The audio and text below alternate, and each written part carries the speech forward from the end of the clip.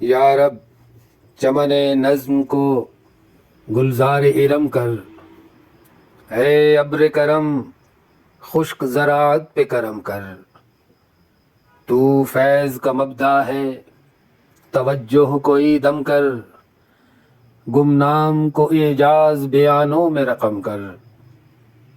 جب تک یہ چمک مہر کے پرتو سے نہ جائے، اقلیم سخن میرے قلم رو سے نہ جائے، اقلیم سخن میرے قلم رو سے نہ جائے۔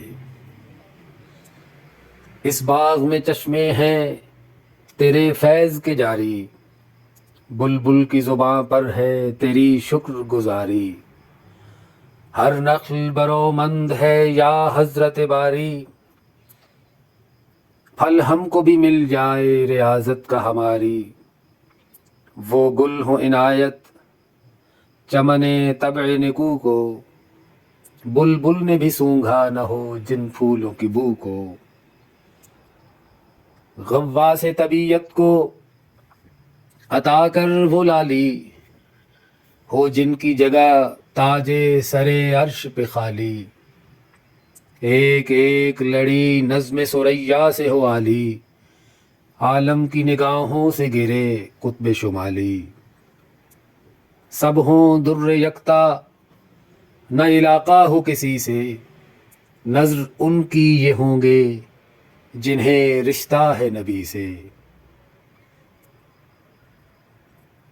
بھر دے در مقصود سے اس درج دہاں کو، دریائے معانی سے بڑھا طبع رواں کو۔ آگاہ کر انداز تکلم سے زباں کو، عاشق ہو فصاحت بھی وہ دے حسن بیاں کو۔ تحسین کا سماوات سے غل تاب سمک ہو، ہر گوش بنے کان ملاحت وہ نمک ہو۔ تعریف میں چشمے کو سمندر سے ملا دوں، قطرے کو جو دوں آب تو گوہر سے ملا دوں۔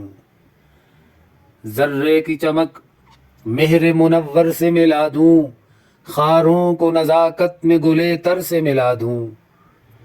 گلدستہ معنی کو نئے ڈھنگ سے باندھوں، ایک پھول کا مضمون ہو تو 100 رنگ سے باندھوں۔ گر بزم کی جانب ہو توجہ دم تحریر، کھنچ جائے ابھی گلشن فردوس کی تصویر۔ دیکھے نہ کبھی صحبت انجم فلک پیر، ہو جائے ہوا بزم سلیماں کی بھی توقیر۔ یوں تخت حسینہ نے معانی اتر آئے، ہر چشم کو پریوں کا اکھاڑا نظر آئے۔